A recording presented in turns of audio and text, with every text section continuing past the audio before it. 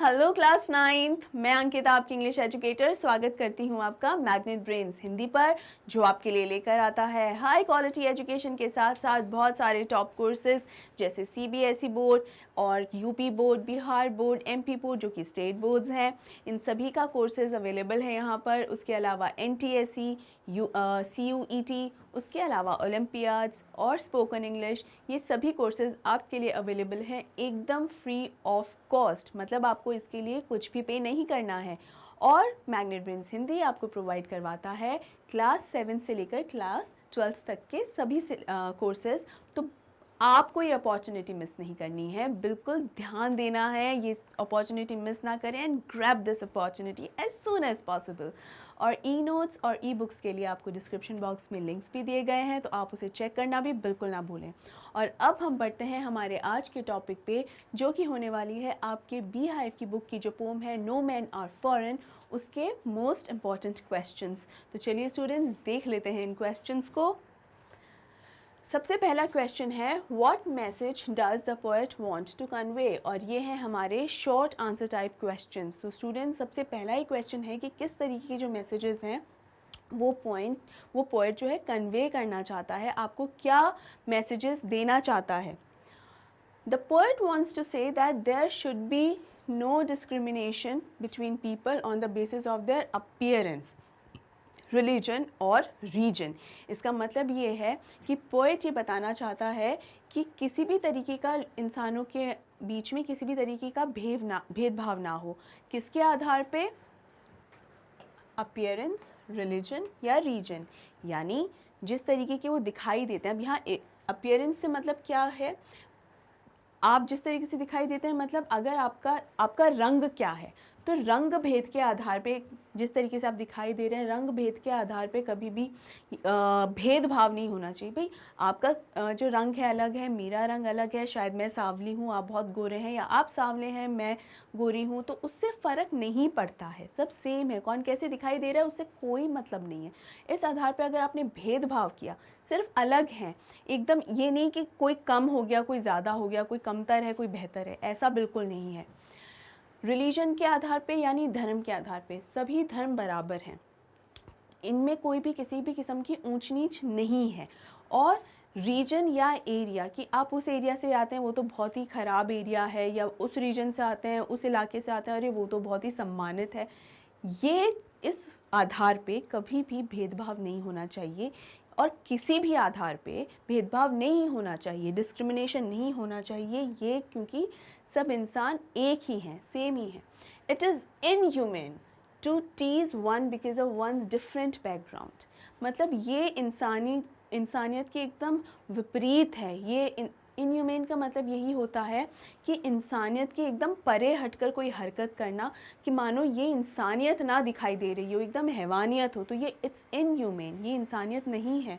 To tease one because of one's different background, अलग, अगर कोई अलग प्रांत से आता है, वो उसका अगर बैकग्राउंड अलग है, उस आधार पे अगर उसको टीज़ करेंगे, टीज़ करने का मतलब है कि किसी वजह से उसे छेड़ना, परेशान करना, तो वो करना बहुत गलत है, उसे परेशान नहीं करना चाहिए इस आधार पे। The poet wants that people should discourage this malpractice and love their fellow human beings from the bottom of their heart। और यही इसका मतलब है कि ये जो एक रॉन्ग प्रैक्टिस जो है, मैल प्रैक्टिस का मतलब ये होता है कि एक ये जो गलत रवैये का चलन हो चुका है, वो रुकना चाहिए, वो होना सही नहीं है। और हमें इंसानियत से प्रेम करना चाहिए, इंसानियत को पसंद करना चाहिए, और हर व्यक्ति जो है उसे अपने मन से, अपने हाथ से पसंद करना चाहिए। देखिए, इंसान जो है ना, मानव है, मनुष्य जो है ना, वो ये कुदरती है, नेचुरल है। कौन दिखने में कैसा है, किसी का अपीयरेंस कैसा है, किस तरीके से वो व्यवहार करता है, वो बहुत गलत है। अगर उस आधार पे अगर हम उसके अंदर भेदभाव करने पर आ गए, सबका अपना अपना एक कद काठी है, अपना अपना एक रंग रूप है, तो सब अलग ज़रूर हो सकते हैं, लेकिन इसका ये मतलब नहीं है कि इसकी वजह से वो गलत हो गए हैं। अलग होने में, गलत होने में बहुत अंतर है।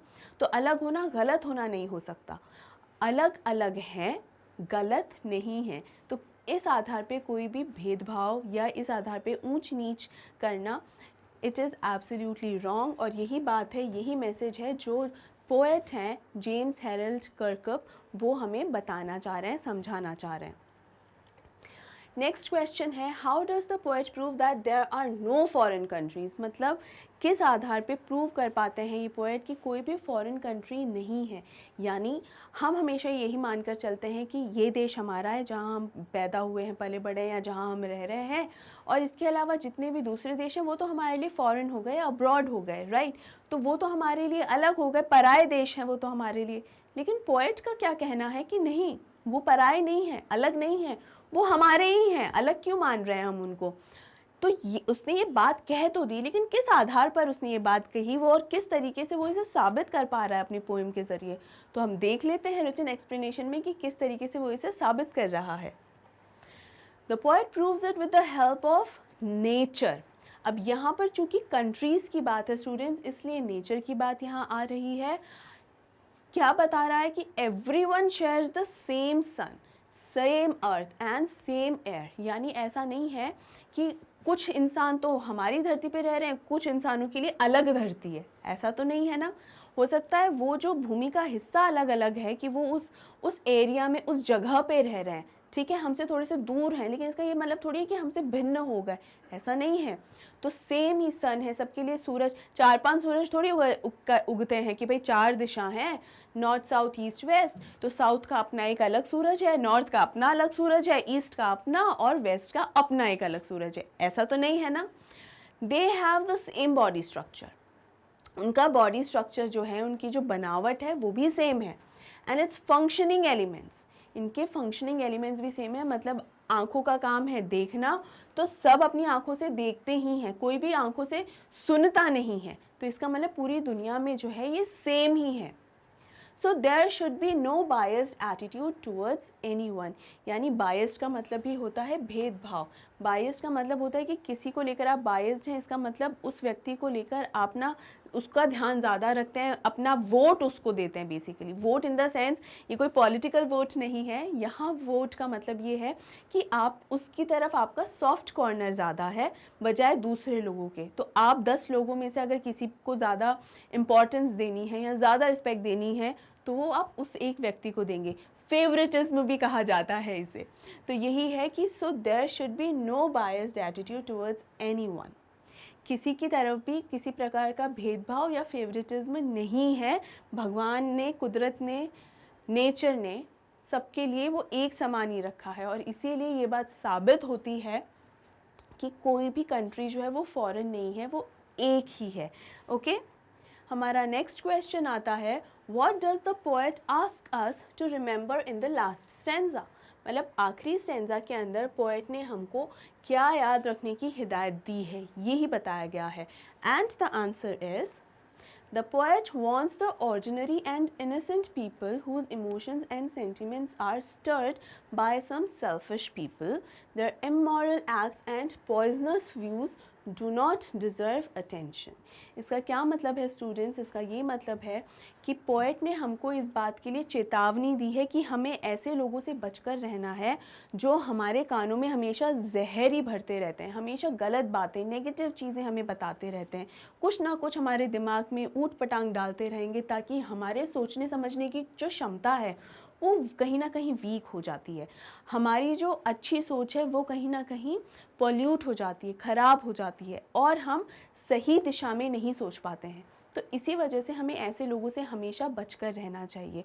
हमें पता होना चाहिए कि इंसान को इंसान से प्यार होना चाहिए, नफ़रत नहीं होनी चाहिए, ठीक है। तो कभी भी नेगेटिविटी को अपने करीब ना आने दें, अपने दिमाग में वो जहर मत ना पैदा होने दें। और इसी बात को याद रखने के लिए हमें जो है पोएट ने, यानी जेम्स हेरल्ड कर्कप ने बताया है, याद रखने को कहा है। और किस वर्ड को यूज़ करके वो हमें बोलते हैं कि ध्यान रखो, वो उन्होंने वर्ड यूज़ किया है रिमेंबर। यानी वो कह रहे हैं याद रखो आप सभी लोग कि अगर आपसे कभी भी कोई ऐसा व्यक्ति है जो आपसे नफ़रत करने के लिए कह रहा है, अपने ही ब्रदर्स से, ये जो वर्ड यूज़ हुआ है पोम में वो मैं यूज़ कर रही हूँ, ब्रदर्स से अगर नफ़रत करने के लिए कह रहा है, वो व्यक्ति से आपको दूर रहना है, क्योंकि यही वो लोग हैं जो नफ़रत फैलाते हैं।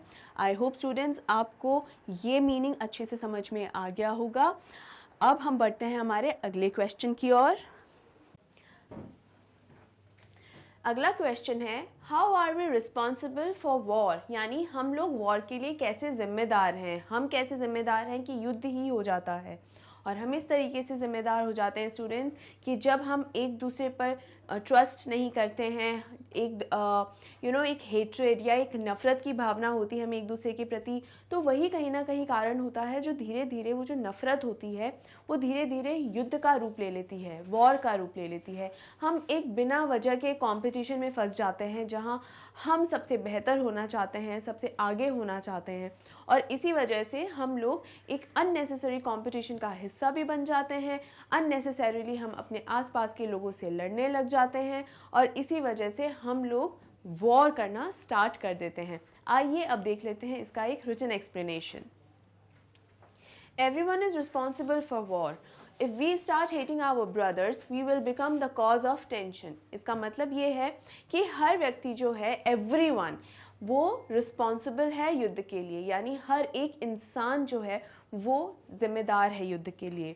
क्योंकि अगर हम हमारे ही भाइयों से, भाइयों का मतलब यहाँ है कि जितने भी लोग हम यहाँ हैं, एक भाईचारा होना चाहिए सब में, वो भाईचारे को हम सपोर्ट ना करके अगर हम एक दूसरे की खिलाफत करते हैं हर वक्त, तो हर समय एक टेंशन का माहौल रहता है। टेंशन के माहौल रहने का मतलब है कि हर वक्त एक परेशानी सी रहती है, हर वक्त दिमाग में एक विषय रहता है, कुछ सोच विचार करने का एक रहता है, पॉइंट रहता है दिमाग में कि उसने मेरे साथ ऐसे किया, मैं अब उसके साथ ऐसे बदला लूँगा, समथिंग लाइक दैट। तो वो हमेशा एक टेंशन दिमाग में रहता है।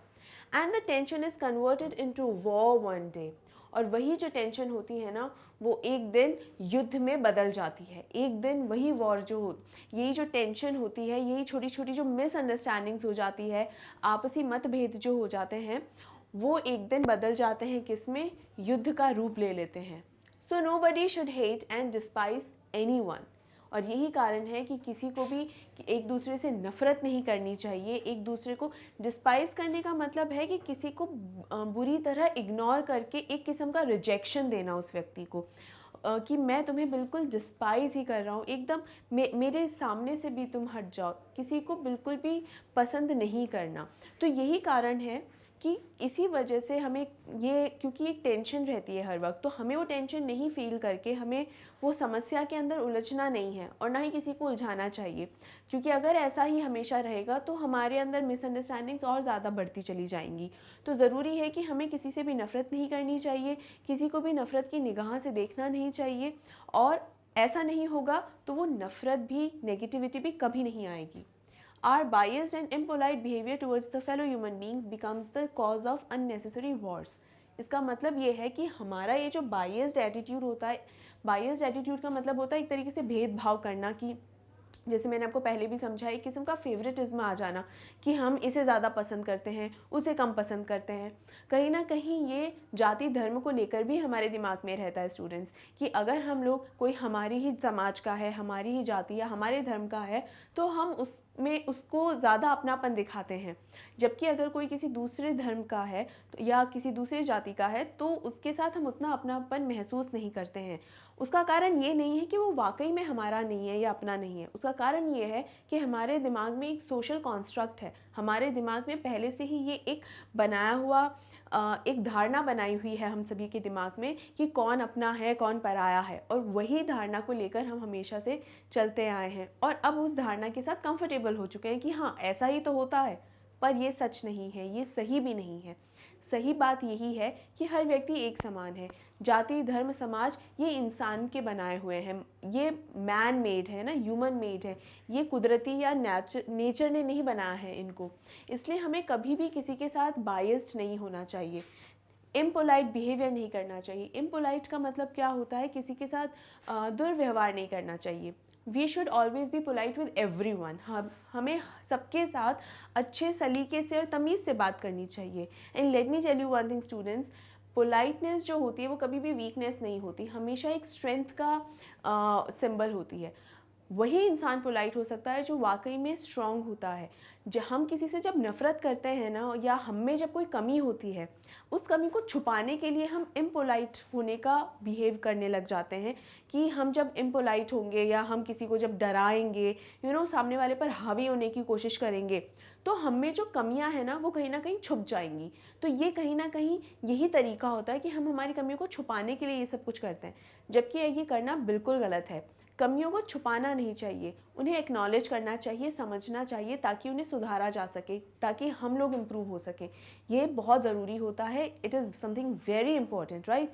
तो इसीलिए हमको ये समझना होगा कि कभी इम्पोलाइट भी नहीं होना चाहिए। इम्पोलाइट बिहेवियर हमेशा बदतमीज़ी की निशानी होती है। और क्या किसी के साथ भी बदतमीज़ हमें होना चाहिए? बिल्कुल भी नहीं। Our biased and impolite behavior towards the fellow human beings becomes the cause of unnecessary war.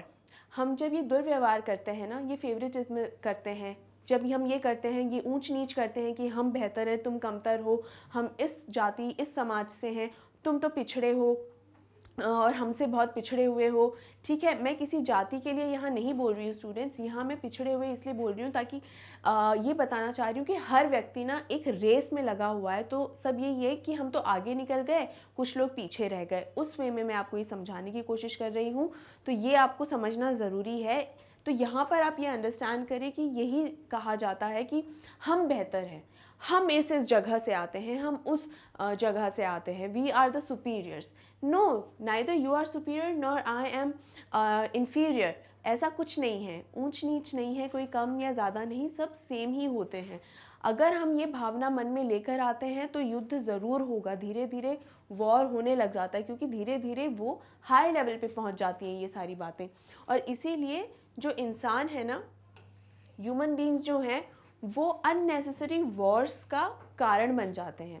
अब आप ये मत सोचिए कि गली मोहल्ले की लड़ाई से क्या ये वॉर्स होती हैं, जो दो देश युद्ध करते हैं, क्या गली मोहल्ले की लड़ाई होती? नहीं, बेसिकली गली मोहल्ले की लड़ाई की वजह से वॉर नहीं हो जाती है। होता क्या है, धीरे धीरे जो इंसानों के अंदर जो एक दूसरे के प्रति जो रवैया होता है, जो व्यवहार करते हैं वो एक दूसरे के साथ, धीरे धीरे वही उस समाज का चलन हो जाता है और वो धीरे धीरे फैलता रहता है। और वहाँ जितने भी लोग रह रहे हैं ना, उनकी सोच जो है लगभग एक जैसी ही हो जाती है। इसीलिए वो एक कल्चर में डेवलप हो जाता है। इसीलिए हर कंट्री का एक कल्चर अपने आप में बन जाता है। वो कल्चर दूसरी कंट्री से अलग होने लग जाता है, तो किसी ना किसी वजह से ये मतभेद आते रहते हैं। और अपने आप को सुपीरियर दिखाने की वजह से कि हम बेहतर हैं या हम ज़्यादा स्ट्रांग हैं, हम पावरफुल हैं, हम जन्म देते हैं वॉर को। तो सर, इसीलिए स्टूडेंट्स ये समझे कि हम किस तरीके से वॉर्स के लिए ज़िम्मेदार हैं। आई होप आपको ये क्वेश्चन का आंसर अच्छे से समझ में आ गया होगा। और इसी के साथ हम बढ़ते हैं अपने अगले क्वेश्चन की ओर। क्वेश्चन 5 है, how do all man living on the earth share the same fate. यहाँ फेट का क्या मतलब होता है? फेट का मतलब है नसीब मान लीजिए, तकदीर मान लीजिए, जिसकी एक ही डेस्टिनी है। ठीक है, कि हमारी तो तकदीर ही है। तो हर व्यक्ति की तकदीर एक ही कैसे है? एक ऐसे है, लाइफ की जर्नी जो है वो शायद अलग अलग हो सकती है, लेकिन जो पैदाइश है या जिस तरह से आपने जन्म लिया है वो सेम है। डेथ है यानी एंड या fate, that is again the same. अब हम ज़रा समझ लेते हैं कि इसे अगर हमें आंसर के रूप में लिखना है तो किस तरीके से लिखेंगे।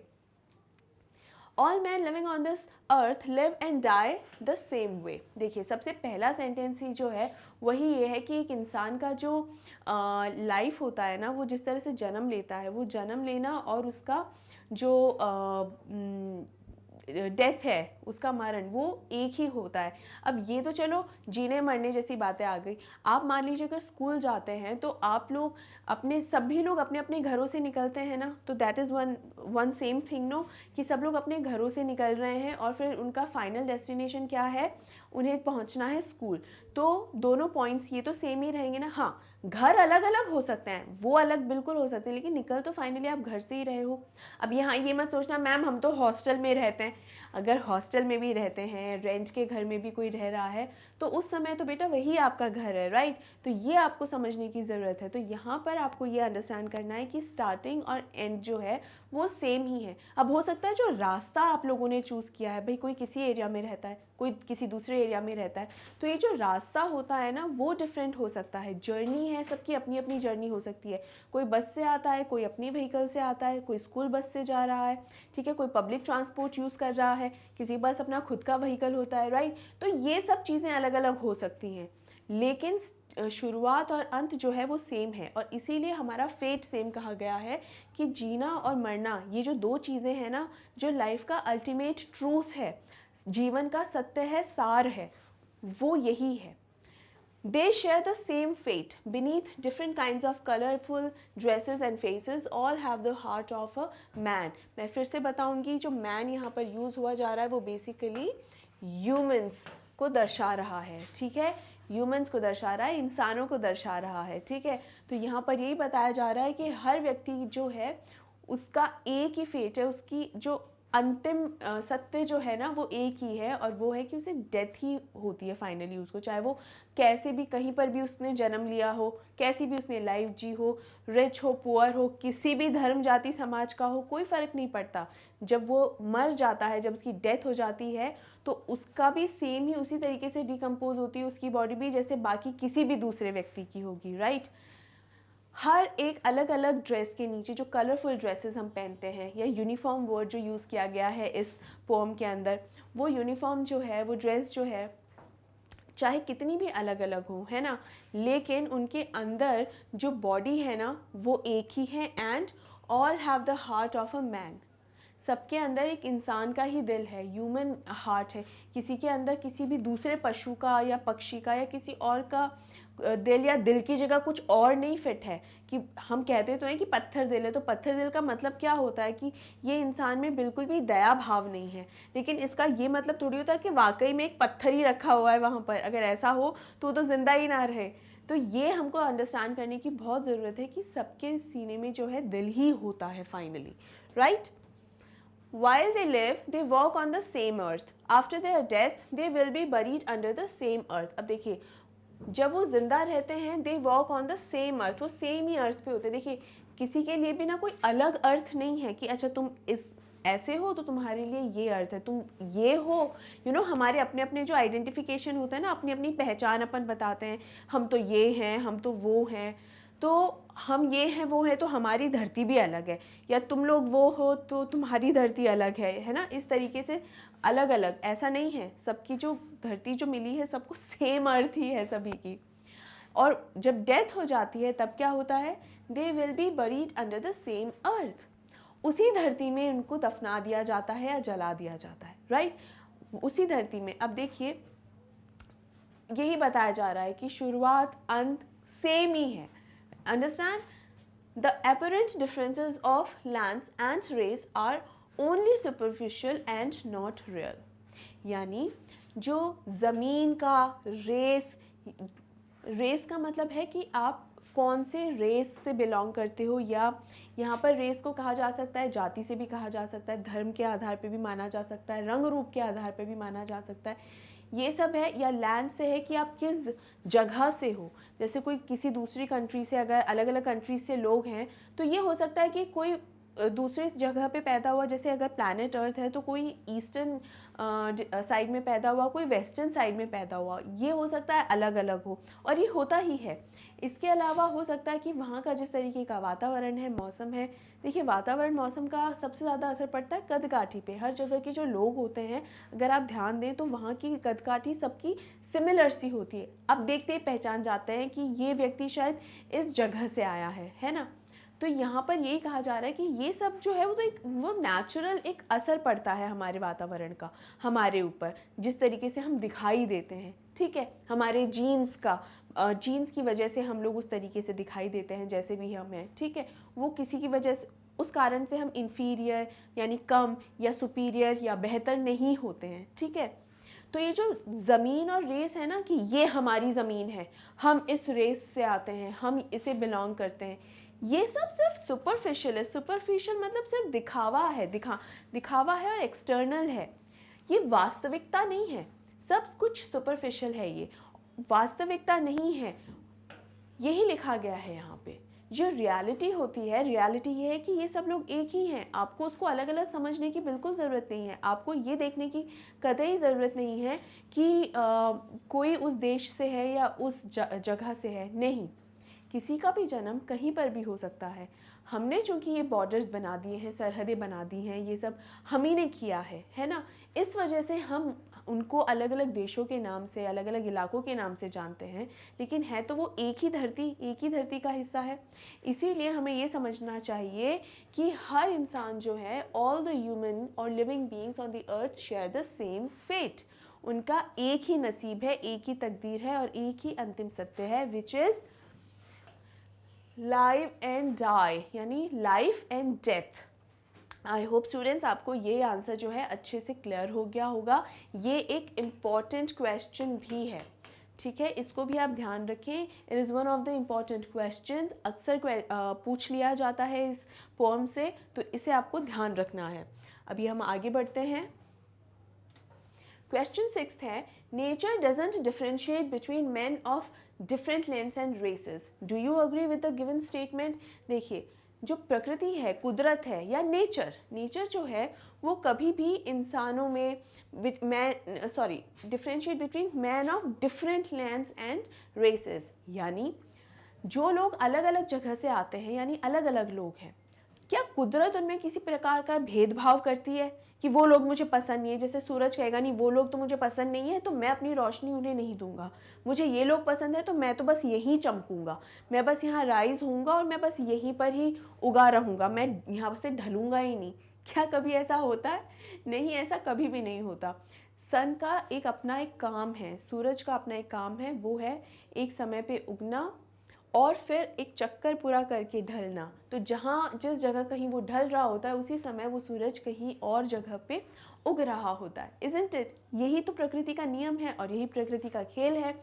यानी सूरज सबके लिए एक समान है। Sun is same for everyone, every single individual. और सन क्या है? प्रकृति का ही हिस्सा है, नेचर है। तो आप क्या उस नेचर से खिलवाड़ कर सकते हैं? आप क्या सूरज को बोल सकते हैं नहीं, आई एम ऑर्डरिंग यू, मैं तुम्हें ऑर्डर दे रहा हूँ, तुम इस तरीके से आज वहाँ नहीं जाना है, आज तुम्हें ना उस रूट पर निकलना है। ऐसा क्या हम कर सकते हैं? कभी नहीं कर सकते, ये संभव ही नहीं है। इसीलिए जो नेचर है कभी भेदभाव नहीं करती, कभी नहीं करती। ना हम कुछ कर सकते हैं कि वो भेदभाव करने लग जाए, ऐसा कभी नहीं हो सकता।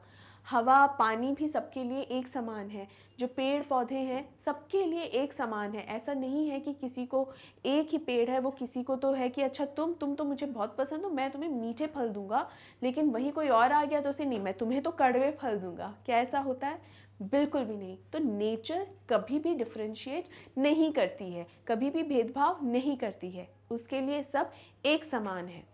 आइए देख लेते हैं अब इसका एक रिटन एक्सप्लेनेशन। अच्छा, यहाँ ये भी देख लीजिए, यहाँ पूछा है do you agree with the given statement, यानी यहाँ पर आपसे आपका एक ओपिनियन पूछा गया है कि आपके अनुसार। तो जब भी ऐसा कोई क्वेश्चन आता है ना जहाँ आपका ओपिनियन पूछा जाए, तो वहाँ आपको लिखना तो अपना ही ओपिनियन होता है, लेकिन उसे कनेक्ट करना होता है उस पोएम के साथ। मतलब आप हर कहीं पर किसी भी दूसरे टॉपिक पर जाकर बात करने अगर लग जाएंगे स्टूडेंट्स, तो शायद वो आपका जो आंसर है उतना मीनिंगफुल नहीं रहेगा। एग्जाम्पल्स भले ही आप दे सकते हैं अलग, जैसे मैंने अभी एक बस का एग्जाम्पल दिया था, स्कूल जाने का जो एग्जाम्पल मैंने आपको दिया था, ऐसा एग्जाम्पल देकर ज़रूर आप अपने आंसर को सपोर्ट कर सकते हैं। अदरवाइज़ आपको जो पोम है या जिस चैप्टर से रिलेटेड वो क्वेश्चन पूछा है उसी से रिलेटेड ही या उससे ही कनेक्टेड रह के ही आपको अपने आंसर्स लिखने होते हैं। उससे बाहर जाकर वो आंसर आप कभी भी ना लिखें। ऑलराइट, चलिए देख लेते हैं इसका एक written explanation. Nature never differentiates between men and men. It transcends the differences based on geography, race or religion. The sun gives its heat and energy to all. मतलब यहाँ पर है between any man. तो यहाँ पर ये basically आएगा Nature never differentiates between men and men and it transcends the differences based on geography. तो सबसे पहले transcends का मतलब अपन समझते हैं, transcending का मतलब होता है किसी लेवल से बहुत ऊपर निकल जाना, ठीक है। किसी चीज़ के आगे सोच पाना, है नो, बियॉन्ड देख पाना। तो किसी लेवल पे कि बस हम वहाँ तक ही सीमित नहीं हैं, हम उससे आगे बढ़ चुके हैं, तो उसे कहते हैं ट्रांसेंड। और यहाँ इसका मतलब है कि अलग अलग लोग जो हैं, यहाँ जो between man of different lands and races को ही लिखा गया है, man and man of different places etcetera, different places, ये बताया गया है। तो जब ऐसा है तो नेचर नेवर डिफरेंशिएट, ये जो अलग अलग लोग हैं ना, उसमें जो प्रकृति है कभी भी भेदभाव नहीं करती है, कभी भी भेदभाव नहीं करती है between man. It transcends the differences based on geography, race और रिलीजन। यानी जो नेचर है ना, वो जो ज्योग्राफी, रेस मतलब आप किस जगह से हैं, किस रिलीजन के हैं या किस रेस से आते हैं, इन दायरों से बहुत ऊपर उठ चुकी है नेचर जो है। और उठ चुकी नहीं, हमेशा से इन सबसे बहुत ऊपर है। यानी नेचर जो है वो ना ही ये देखती है कि आप किस ज्योग्राफी यानी किस जगह से आते हैं, किस ज़मीन, कौन से इलाके से आते हैं, लैंड, ज्योग्राफिकल एरिया, राइट, किस जगह से आते हैं। ना ही ये देखती है कि आपका धर्म क्या है, और ना ही ये देखती है कि आप किस रेस से बिलोंग करते हैं, कुछ नहीं देखती है। इन सबसे बहुत ऊपर है जो हमारी प्रकृति है। तो प्रकृति कभी भी भेदभाव नहीं करती। The sun gives its heat and energy to all. जो नेचर, सन जो है वो हीट और एनर्जी सभी को एक समान रूप में देते हैं। ऐसा नहीं है कि किसी को कम या किसी को ज़्यादा। Similarly, all of them need air and water to survive. In peace, they prepare, prosper, and have plenty of food to eat. However, long wars starve them. They labor hard to survive with the same kinds of limbs and hands. तो यहाँ पर क्या मतलब हुआ? इसका मतलब ये हुआ कि इसी तरह सभी को जो हवा और पानी है, सभी को एक समान चाहिए ज़िंदा रहने के लिए। इनमें से एक भी चीज़ को आप हटा दो, क्या आप ज़िंदा रह सकते हैं? नहीं रह सकते, संभव ही नहीं है। ज़िंदा रहने के लिए ये सब कुछ सभी को चाहिए। Everyone, everything on this that exists on this planet earth. तो आप ये अच्छे से समझकर चलें, बखूबी समझकर चलें कि सबके लिए ये ज़रूरी है। और जब शांति हो तो उस समय भी हमें अच्छा खाना मिलता है। यू नो, हम हार्वेस्ट करते हैं, एग्रीकल्चर, और ये हम जब फसलें बोते हैं, फसलें काटते हैं, तो हाँ, ये सभी के साथ ये सेम है कि जब शांति रहती है तब हम बढ़िया से खाना खा पाते हैं, उसे इंजॉय कर पाते हैं। लेकिन जब वॉर्स होती हैं, during long Wars, however long Wars starve them, यानी जो बहुत लंबे युद्ध होते हैं ना, हर कोई उसमें फिर भूखा ही रहता है, क्योंकि रसद और राशन की बहुत कमी आई जाती है, अकाल पड़ता है, ये है या नहीं, अनाज की कमी होने लगती है और ज़मीन बंजर होने लगती है, और इसीलिए एक किस्म की भुखमरी हर तरफ फैल जाती है। और जो देश भी है वो भी बहुत ज़्यादा पिछड़ जाता है, लोग पिछड़ जाते हैं, उनकी ग्रोथ, डेवलपमेंट सब पीछे रह जाता है। और ये सिर्फ एक देश के साथ नहीं होता, ये दोनों ही देशों के साथ या उन सभी देशों के साथ होता है जो युद्ध के अंदर इन्वॉल्व रहते हैं। और जो जीतता है, जो कहता है कि हाँ हम जीत गए, हमने उसे हरा दिया, वो भी इन सभी नुकसानों को भुगतता है, झेलता है। तो यानी सही मायनों में अगर देखा जाए तो जीतता कोई भी नहीं है, दोनों और हार ही हार है। They labour hard to survive with the same kinds of limbs and hands.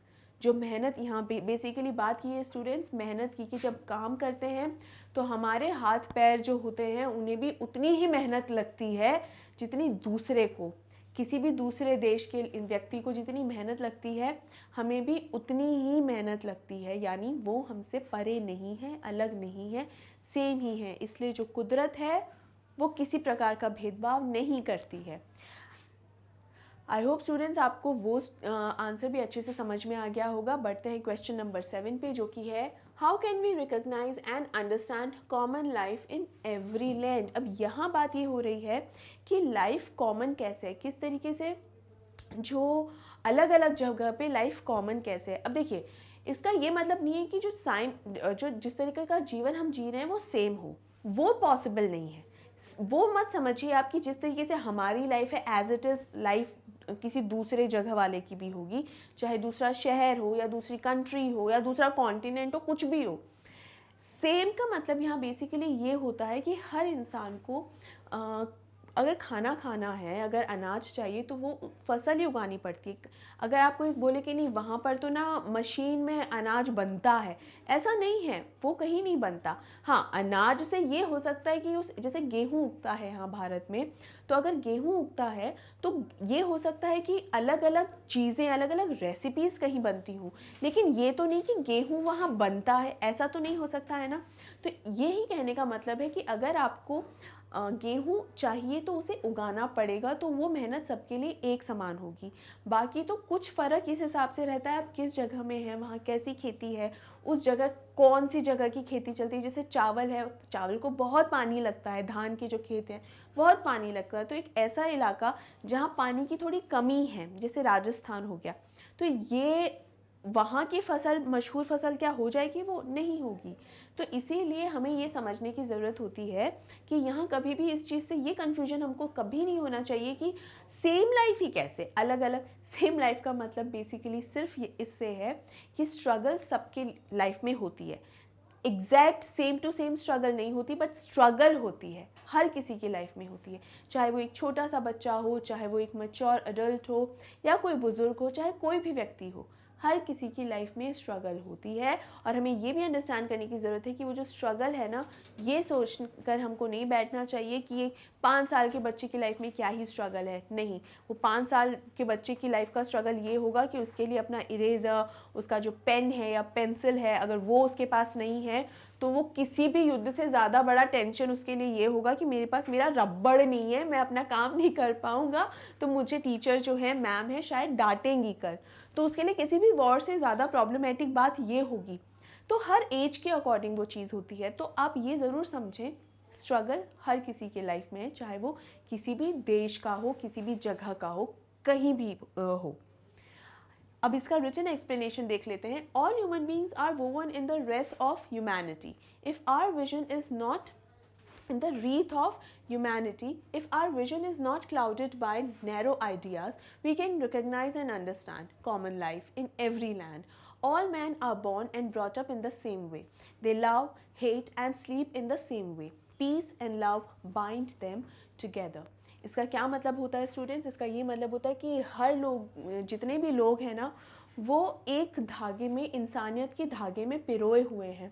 अब रीत का बेसिकली क्या मतलब होता है? अगर आपने देखा हो कि एक टायर जैसे या सर्कुलर फॉर्म में फूलों का सा एक जो होता है, उसे रीत कहा जाता है बेसिकली। वो डेकोरेशंस में भी यूज़ होता है कई जगह ड्यूरिंग क्रिसमस, जो सर्कुलर फॉर्म में होता है, जिसमें बाहर बहुत अच्छे अच्छे क्रिसमस ट्री के लीव्स सी लगी रहती हैं, और बहुत अच्छे से डेकोरेटेड भी रहता है। So that is known as wreath basically. तो यहाँ पर ये भी कह सकते हैं कि पिरोया हुआ है बेसिकली, ठीक है। तो इंसानियत के धागे में पिरोया हुआ है हर एक व्यक्ति को। तो ये बहुत ही ब्यूटीफुल लाइन है, अगर आप अंडरस्टैंड कर पाए इसे, तो कि हर व्यक्ति जो है वो इंसानियत के धागे में पिरोया हुआ है और इसीलिए एक दूसरे के साथ जुड़ा हुआ है।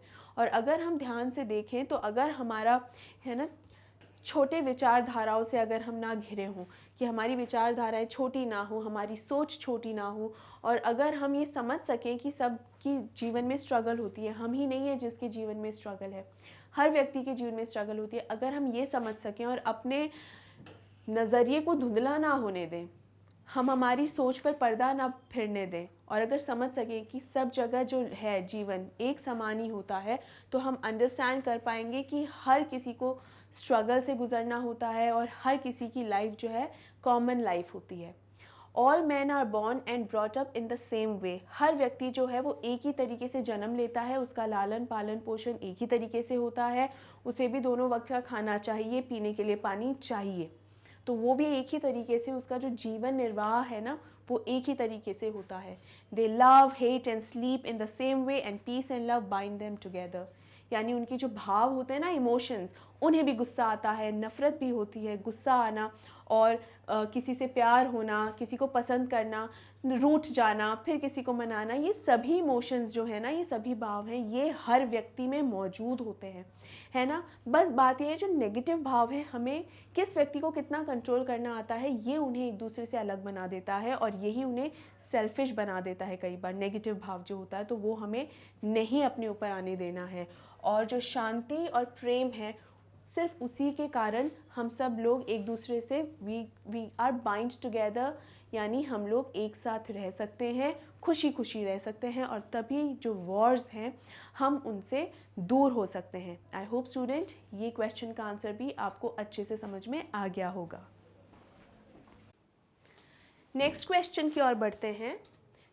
ये अब आ गए हैं हमारे लॉन्ग आंसर टाइप क्वेश्चंस। और स्टूडेंट्स, मैं आपको एक अभी बात बता दूं कि जैसे मोस्ट इंपॉर्टेंट क्वेश्चंस तो हैं ही, इसके अलावा मैं आपको ये बता दूं कि ये क्वेश्चंस एक्चुअल में कई बार एग्ज़ाम्स में, फाइनल एग्ज़ाम्स में ज़रूर से ज़रूर आ जाते हैं। लॉन्ग आंसर टाइप के लिए स्पेशली कह रही हूँ, तो प्लीज़ उसे अच्छे से बढ़िया तरीके से एकदम आप समझ लीजिए।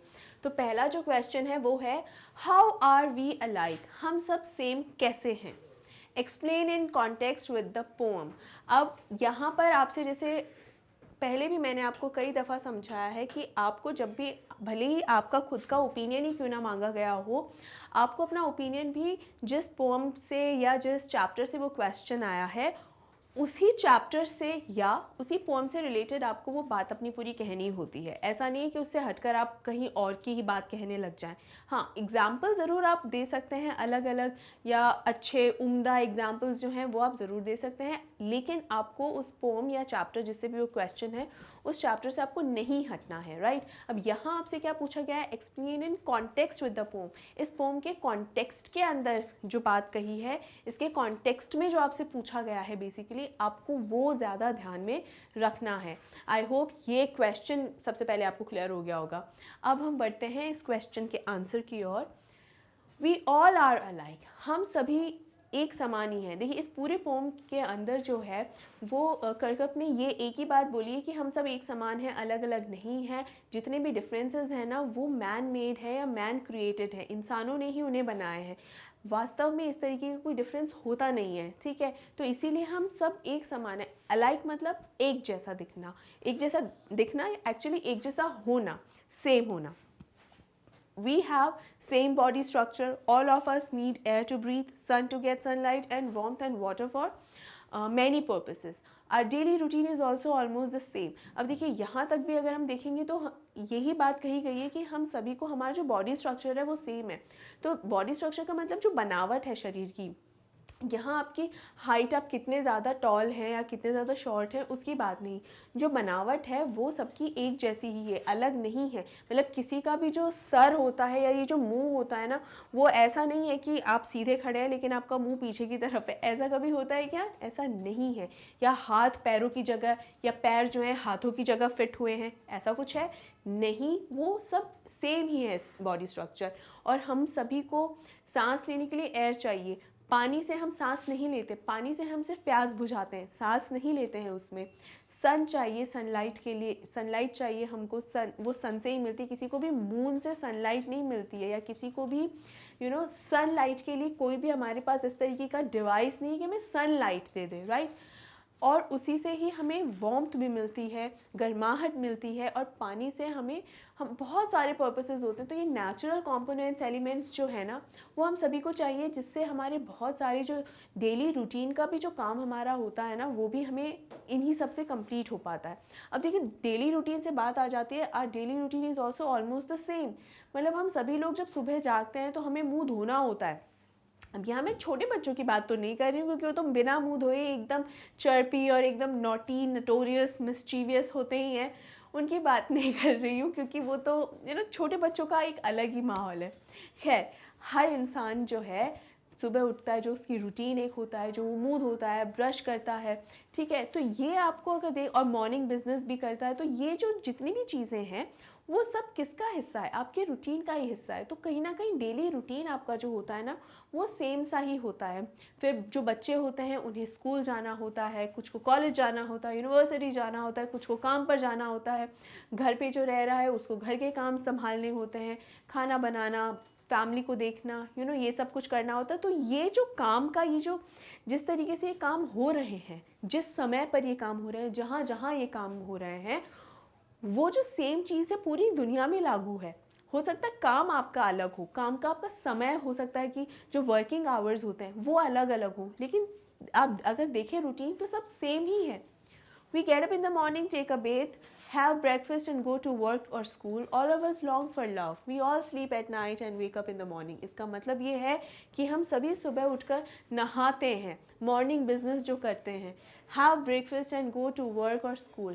जब स्कूल पे में जा रहे हैं या काम पर जा रहे हैं, हम सब लोग सुबह जब रेडी होने के बाद, अपना ब्रेकफास्ट करने के बाद सब अपने अपने काम की तरफ भागते हैं. All of us long for love. Long for love मतलब long यहाँ का मतलब यहाँ पर मतलब है कि हम उसका चाहना बेसिकली, ठीक है, कि हम उसके लिए तरसते हैं. ऐसा कौन सा व्यक्ति है जो ये कहता है मुझे कोई लव वव नहीं चाहिए, मैं तो नफ़रत चाहता हूँ? ऐसा कहीं कोई नहीं होता है. हर एक इंसान को प्यार चाहिए, उसको चाहिए कि कोई इंसान उसकी केयर करे. तो यहाँ पर लव के बहुत सारी मीनिंग है. केयरिंग एक मीनिंग होता है, जो रिस्पेक्ट एक मीनिंग होता है ना. तो ये हर व्यक्ति को चाहिए. और हम सभी लोग जो हैं रात में सो जाते हैं, सुबह जग जाते हैं. ये एक नेचुरल बायोलॉजिकल फिनोमेना है.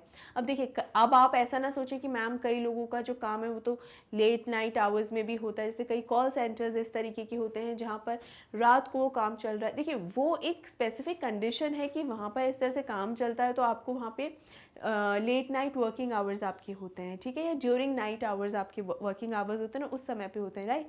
वो एक अलग सिचुएशन है. द थिंग इज़, एक ये जो नेचुरल फिनोमेना होता है, अगर आपको बिना सिखाए भी ये किया जाए ना, तो बेसिकली रात ही को आप सोते हैं और दिन में ही आप जागते हैं, ठीक है. अब ये जो है हर इंसान के साथ सेम ही हो रहा है, अलग नहीं हो रहा है. And that is why we are alike, ठीक है. आगे बढ़ते हैं. When our needs and feelings are the same, then we should treat all people equally. हम सभी लोगों की ज़रूरतें सेम हैं. आप देखिए, क्या हमको जो ज़रूरतें हमारी होती है, चाहे वो इमोशनल सपोर्ट हो, चाहे वो फाइनेंशियल सपोर्ट हो, जीने के लिए हमें जो चीज़ें चाहिए होती हैं जैसे सन, एयर, वाटर, इन सब की बात हम यहाँ कर रहे हैं. इसके अलावा हमें जो जो चीज़ें चाहिए होती हैं, तो सब लोगों को एक ही चाहिए होती है. ऐसा तो नहीं है हम हमेशा पैसे देकर चीज़ें खरीदते हैं. कोई ऐसा तो नहीं है कि कोई इंसान कोई और सामान दे के कोई चीज़ खरीद रहा हो, ऐसा नहीं. हर जगह, हाँ, एक समय होता था जब एक्सचेंज ऑफ आइटम्स भी होते थे, लेकिन आज के समय में तो वो नहीं है ना. तो सबकी जो नीड्स होती हैं, सबकी जो रिक्वायरमेंट्स होती हैं, जो ज़रूरतें होती हैं, वो भी लगभग एक समान ही होती हैं, अलग अलग नहीं होती हैं. जब भूख लगती है ना तो खाना ही खाते हैं, ईंट पत्थर नहीं खाते, ठीक है. तो यही बताया गया है. We should not look down upon anybody on the basis of his or her color, caste, region और gender, और इसमें religion भी ऐड कर देना चाहिए. We should treat everyone as our brother and sister. मैं इसमें religion भी ऐड कर रही हूँ, ठीक है. तो यहाँ पर हमको ये अंडरस्टैंड करने की ज़रूरत है कि हम सब लोगों को जब ये मालूम है कि हमारी जो रिक्वायरमेंट्स हैं, ज़रूरतें हैं, वो सब एक समान है, तो हम दूसरे लोगों की उस ज़रूरत को क्यों नहीं समझते हैं कभी भी. अगर हमें किसी चीज़ से तकलीफ़ होती है, चोट लगती है, दर्द होता है, तो जब दूसरे को इस तरीके का कुछ होता है तो हम उसे क्यों नहीं महसूस कर पाते हैं. तब हमें क्या प्रॉब्लम होने लग जाता है. हमारे अंदर से जो ह्यूमैनिटी है, जो एक वो सिंपैथेटिक एक टच होता है, सहानुभूति भरा एक भाव जो हमारे अंदर होता है. सिंपैथी का मतलब होता है सहानुभूति. तो एक सहानुभूति का जो भाव हमारे अंदर होता है वो कहाँ चला जाता है. हम क्यों उसे महसूस नहीं कर पाते हैं दूसरे के प्रति. सिर्फ खुद के प्रति ही हमें सारी चीज़ें रहती हैं.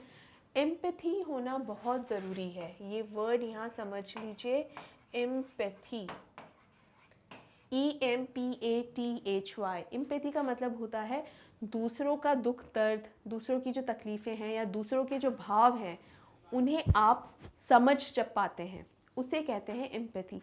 दूसरों के भावों को समझना, दूसरे की तकलीफ़ को समझना कि हाँ उसे तकलीफ़ हुई है.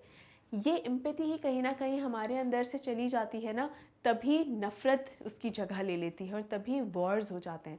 तो अगर हमारे अंदर ये भाव आ जाए कि एम्पैथी आ जाए, हमें दूसरों का दुख दर्द समझ में आने लग जाए, तो हमें हमारे अंदर एक अंडरस्टैंडिंग आ जाएगी उन लोगों को समझने की, समझाने की.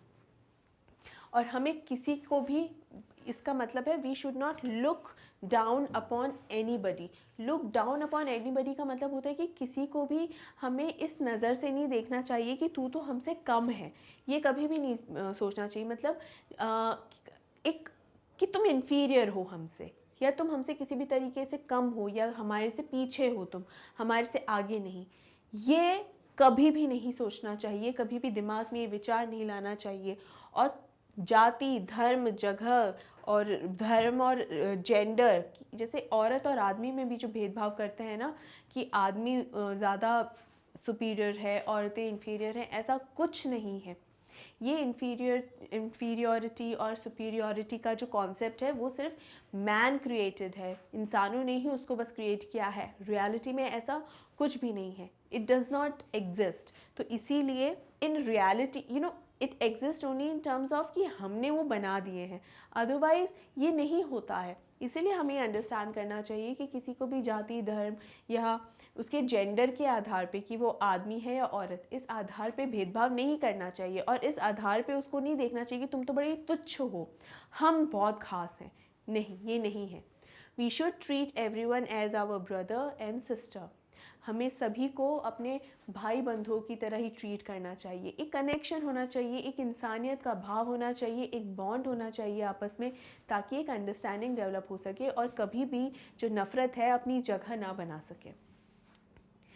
Unfortunately, some self-centered people fight with others and try to hurt them. They think that others have harmed them. We should not think that other people are others. यहाँ है unfortunately का मतलब होता है बदनसीबी, कि बदनसीबी से हमें क्या लगता है कि कुछ लोग ऐसे होते हैं, सेल्फ सेंटर्ड होते हैं। सेल्फ सेंटर्ड लोग कौन होते हैं? जो सेल्फिश होते हैं। Self centred are those people who are selfish, मतलबी लोग जो होते हैं। तो सेल्फिश लोग क्या होते हैं? They fight with others and try to hurt them. दूसरों से हमेशा लड़ाई करते हैं और उन्हें हमेशा नुकसान पहुंचाने की कोशिश करते हैं। उनको क्यों लगता है? क्योंकि जो दूसरे लोग हैं वो कहीं ना कहीं उन्हें शायद कोई चोट पहुंचा देंगे। देखिए, ये भी जैसे मैंने आपको कई बार ये बात बताई है कि जो इंसान वीक होता है ना, कमज़ोर होता है, वही हमेशा अपनी कमियों को छुपाने के लिए थोड़ी सी डोमिनेटिंग एटीट्यूड में रहता है। मतलब दूसरों को हमेशा इस तरीके से बात करेगा, उसे कमज़ोर बनाने की कोशिश करेगा, क्योंकि वो जानता है कि मेरे में खुद में कमी है तो मैं उन कमियों को किसी भी तरह तो कवर अप करूँगा, किसी तरीके से तो उन कमियों को छुपाऊँगा। तो उन्हें क्या लगता है कि मुझ में ये कमियां हैं, सामने वाला तो बेहतर इंसान है, तो कहीं वो मेरे ऊपर हावी ना हो जाए, कहीं वो मुझे नुकसान ना पहुंचाए। तो उससे पहले वो मुझे नुकसान पहुंचाए, मैं उसको हानि पहुंचा देता हूँ, क्योंकि वो शायद मेरे से स्ट्रांग है। और जो इंसान पोलाइट होता है वो हमेशा स्ट्रांगेस्ट होता है। तो पोलाइट व्यक्ति को नुकसान पहुंचाने के लिए ये जो सेल्फ सेंटर्ड लोग होते हैं ना, ये इस तरीके की हरकत करते हैं। और ऐसी हरकतों की वजह से ही वो क्या करते हैं, उन्हें कोई ना कोई नुकसान पहुंचाने के लिए कोई ना कोई कदम उठाते हैं। And we should not think that other people are others. ये सेल्फ सेंटर्ड लोग होते हैं ना, वो ये नहीं समझ पाते कि ये जो दूसरे लोग हमें जैसे कह रहे हैं ना, वो वास्तव में अदर्स नहीं है, वो पराई नहीं है, वो हमारे ही भाई बंधु हैं। हम सब एक ही जाति के हैं और हमारी जाति क्या है? इंसान है। हम सब मनुष्य हैं, हम सब, है ना। तो ये हमें समझना ज़रूरी है। ये जो लोग नहीं समझते हैं ना, वो ही इस तरीके से दूसरों को नुकसान पहुंचाने की कोशिश करते हैं और नुकसान पहुंचाते भी हैं। They are also our brothers. If they make any mistake we should forgive them और कॉम्प्रोमाइज़ विद देम। गलतियाँ सबसे होती रहती, किससे नहीं होती? आप मुझे बताइए, परफेक्ट कौन है? क्या आप परफेक्ट हैं? नहीं। क्या मैं परफेक्ट हूँ? बिल्कुल भी नहीं। हम सभी से कोई ना कोई गलती होती ही है, इसीलिए हम इंसान हैं। हमसे गलती होती है, इसीलिए हम इंसान हैं। अगर हम चमत्कार करना नहीं जानते हैं ना, हम किसी भी तरीके का, तो गलतियों को हमेशा माफ़ कर देना चाहिए, गलतियों से हमेशा सीखना चाहिए, सुधारना चाहिए। अब हाँ, ये जो बात मैं बता रही हूँ आपको, ये बहुत ही आइडियलिस्टिक बात है, बहुत ही ज़्यादा की, लेकिन ये इतना संभव नहीं है आज के टाइम पे। क्यों संभव नहीं है? इसलिए क्योंकि हम इस धारणा को मान के बैठे हैं, समझ कर बैठे हैं कि ये तो संभव ही नहीं है। हमने कभी भी ये सोचने की कोशिश नहीं की है कि एक बार हम लोग थोड़ा सामने वाले पे ट्रस्ट करके देखें। दोनों को ही जब एक दूसरे पे ट्रस्ट होगा ना, तो यकीन मानिए कभी भी कोई भी नफ़रत की जगह तो कम से कम नहीं ही होगी। बाकी अप्स एंड डाउन्स हमेशा चलते रहते हैं, परफेक्शन हम शायद एक्सपेक्ट कभी नहीं कर सकते, लेकिन ये जो ऐसा कुछ आपस में इस तरीके का कुछ हो जाना कि सीधा वॉर का रूप ले ले, वो कभी नहीं होना चाहिए, जो कि आजकल हो रहा है और इतना आसानी से हो रहा है, इतना आसानी से वॉर हो जाती हैं। तो ये चीज़ समझने की बहुत ज़्यादा ज़रूरत है। अब ये पोम जो है वो कर्क ने बहुत पहले लिखी थी, लेकिन इसका जो असर है आप देखिए आज तक है। अगला क्वेश्चन हमारा है, the land our brothers walk upon is earth like this in which we all shall lie, what does the poet mean to say above lines, explain. इसका ये मतलब है स्टूडेंट्स कि ये जो ज़मीन की बात हो रही है, यहाँ पे जितने भी लोग ये जो चल रहे हैं ना, जितने भी लोग जो यहाँ पर हैं, वो सभी के सभी लोग क्या हैं, इस ज़मीन में दफन हो जाएंगे। यानी हमारे भाई बंधु जितने भी हैं, हमारे भाई बंधु जो हैं, जो इस ज़मीन पर चल रहे हैं और ये जो धरती है इसके अंदर एक दिन समा जाएंगे। तो यहाँ बात हो रही है डेथ से। तो यही बात है कि चाहे कोई भी इंसान किसी भी धर्म का हो, चाहे मरने के बाद उसे जलाया जाए या दफनाया जाए, क्या फ़र्क पड़ता है, आखिर में मिलना तो उसे मिट्टी में ही है ना, यही अंत है। तो यही बात बताई जा रही है और पोएट ने यही बात को एक्सप्लेन करने की कोशिश की है, अगेन समानता बताने की कोशिश की है। इसका रिटन एक्सप्लेनेशन देख लेते हैं स्टूडेंट्स। इसका रिटन एक्सप्लेनेशन है, the poet means to say in these lines that it is the same land on which we walk and after our death would be buried in the same earth. उसी मिट्टी में हमें मिल जाना है जब हम सब मर जाएंगे। Through these lines the poet tells us that we do all our activities on the same land.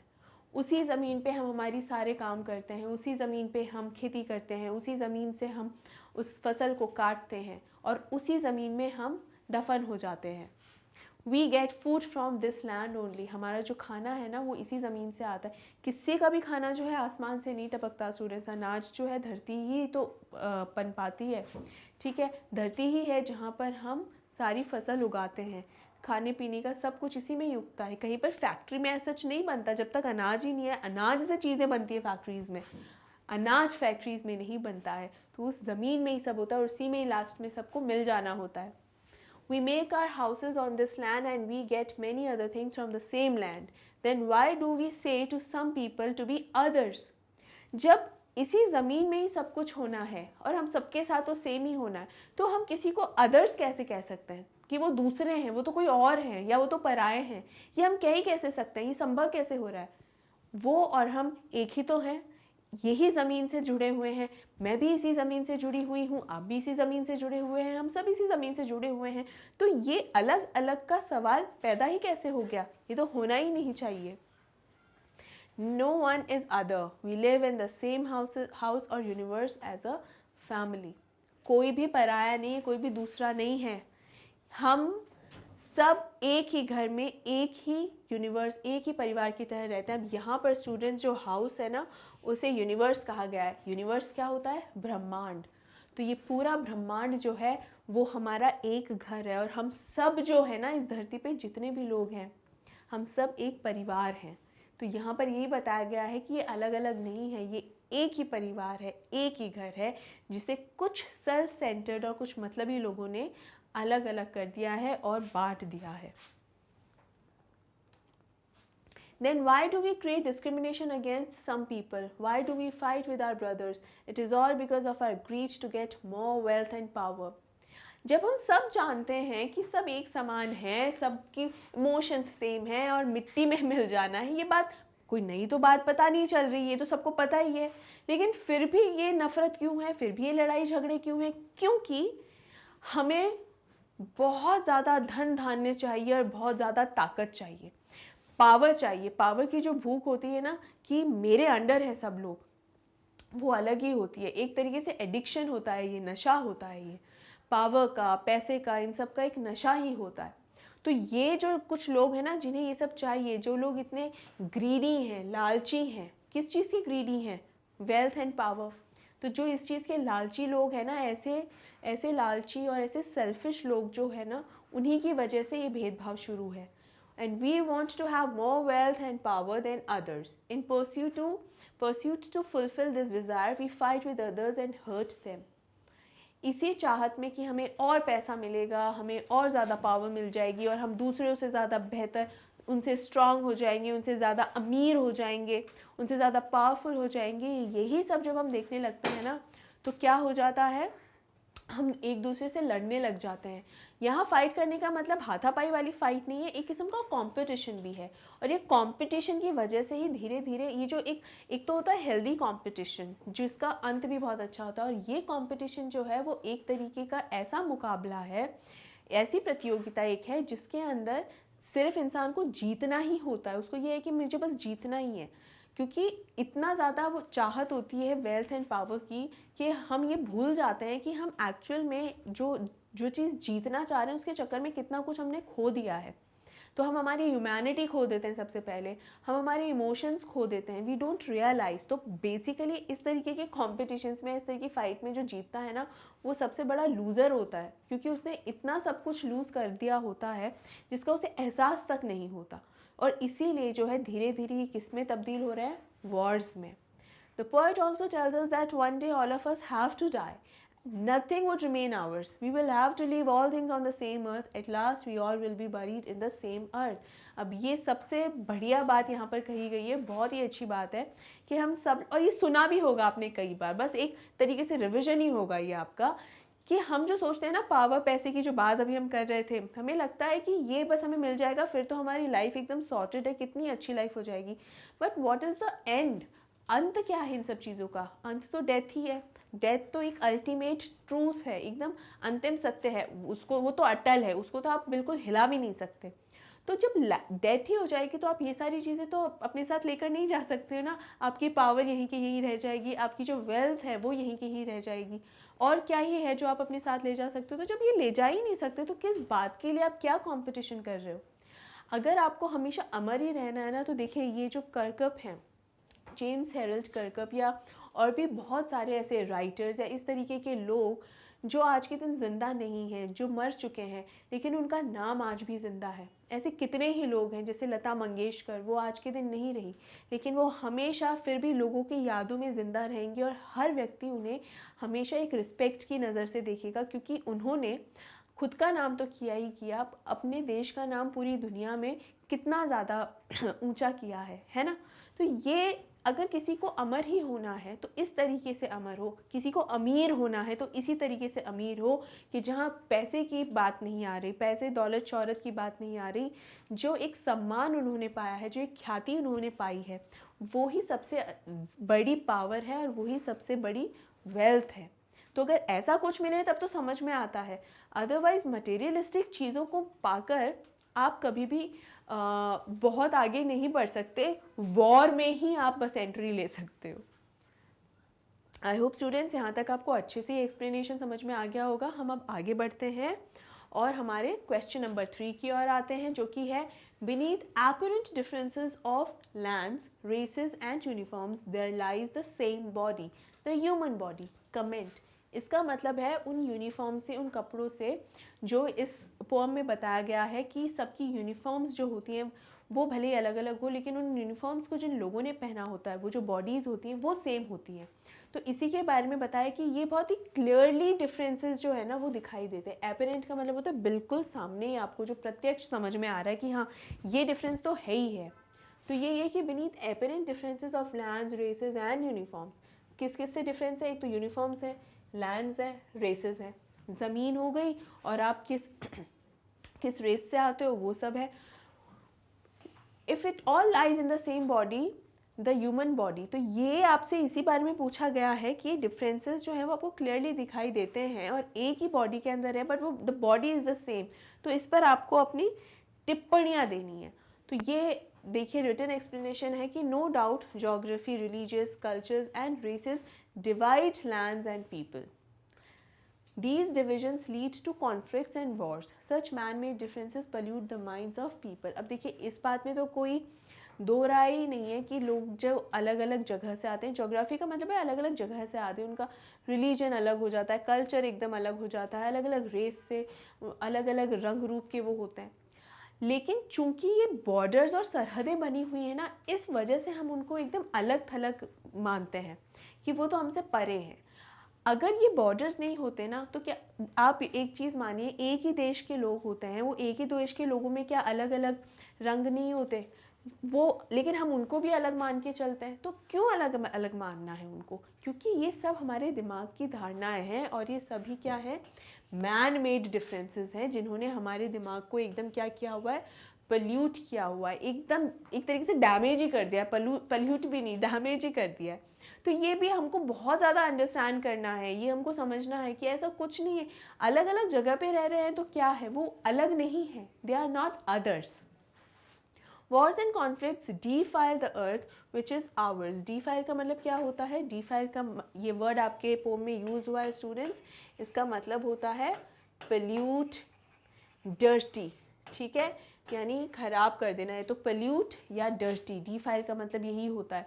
तो यही है कि हमारी ये जो वॉर्स होती हैं और ये जो लड़ाई झगड़े होता है ना, इसकी वजह से हमारी जो धरती है वो ख़राब होती है। इट डिफाइल्स दी अर्थ, क्योंकि गोला बारूद, ब्लड शेड, जो खून खराबा बहता है ना, जो खून खराबा होता है, उसकी वजह से जिस ज़मीन पर ये सब कुछ हो रहा है वो ज़मीन उपजाऊ नहीं रहती, उसकी सारी फर्टिलिटी तो ख़त्म हो जाती है। तो वो ज़मीन ना उपजाऊ रहती है, ना वो किसी के रहने लायक रहती है। तो वो ख़राब हो गई तो आप अल्टीमेटली क्या कर रहे हो, एक नेचुरल रिसोर्स को ख़त्म कर रहे हो। तो क्या ही मतलब है। इसलिए वॉर्स अल्टीमेटली क्या कर रही हैं, पल्यूट और डर्टी कर रही हैं हमारी अर्थ को। Beneath all these divisions and differences, we should understand and recognize common life, which is same in every land. Hating the people of other lands means hating humanity and mankind. अब इसका मतलब ये है कि हर ये जो डिविजन्स हैं ना, ये डिविजन सिर्फ कहने मात्र के हैं। अगर आप इन डिविजन्स से हटके या इनसे आगे बढ़ के ट्रांसेंड करके देखें, ट्रांसेंड की स्पेलिंग होती है स्टूडेंट TRANSCEND। ट्रांसेंड का मतलब होता है कि किसी चीज़ से आगे बढ़कर एकदम देखना, कि इन चीज़ों से बस ऊपर उठ जाना, यहाँ इतनी सीमित सोच नहीं रखना, उनसे ऊपर उठ जाना। तो यहाँ पर यही बताया गया है कि अगर हम ये जो डिविजन्स हैं ना, जो मैन मेड डिविजन्स हैं, इनसे अगर ऊपर उठकर देखें, तब हमें समझ में आएगा कि सबकी जो लाइफ है कॉमन ही है। जो हमने first question, long answer type की फर्स्ट क्वेश्चन में भी पढ़ा था ना, वही है यहाँ पर कि हमारी डेली लाइफ का रूटीन भी जो है वो भी सिमिलर ही रहता है। हमारा जो एक सोने जागने का एक जो पैटर्न है वो भी सेम सा ही रहता है, लगभग सब कुछ सिमिलर सा ही है, सेम सा ही है। वही बात है कि हम देखेंगे कि हम कॉमन लाइफ ही है, लेकिन ये जो मैन मेड डिफरेंसेस है ना, उन्हें हमें भूलना होगा, उन्हें हमें हटाना होगा। और तभी हमें समझ में आएगा कि हर जगह, चाहे किसी भी इलाके से हो, किसी भी कल्चर की बात हो रही हो, सब ये सेम ही है। और दूसरे लोगों से नफ़रत करना कि वो दूसरी जगह से आते हैं, दूसरे जाति प्रांत के हैं, उनसे नफ़रत करने का मतलब है हम इंसानियत से नफ़रत कर रहे हैं, हम लोग दूसरे मनुष्यों से नफ़रत कर रहे हैं। यानी कहीं ना कहीं खुद से ही हमें नफ़रत हो रही है, क्योंकि वो अलग तो है नहीं, वो तो क्या है, वो भी इंसान है, हम भी इंसान है। तो हम देखा जाए तो एक ही जाति के हैं, इंसानी जाति के, मनुष्य जाति के। तो हम उनसे नफ़रत कर रहे हैं, मतलब हम खुद से ही नफ़रत कर रहे हैं। तो ये जो मैन मेड या ह्यूमन क्रिएटेड डिफरेंसेस है ना, उन्हें अपने दिमाग पर मत हावी होने दीजिए। हमें समझना है कि हमें इन सब चीज़ों से ऊपर उठना है, isn't it? Let us weave ourselves in the common wreath of humanity. Let us not defile and destroy this earth which is ours.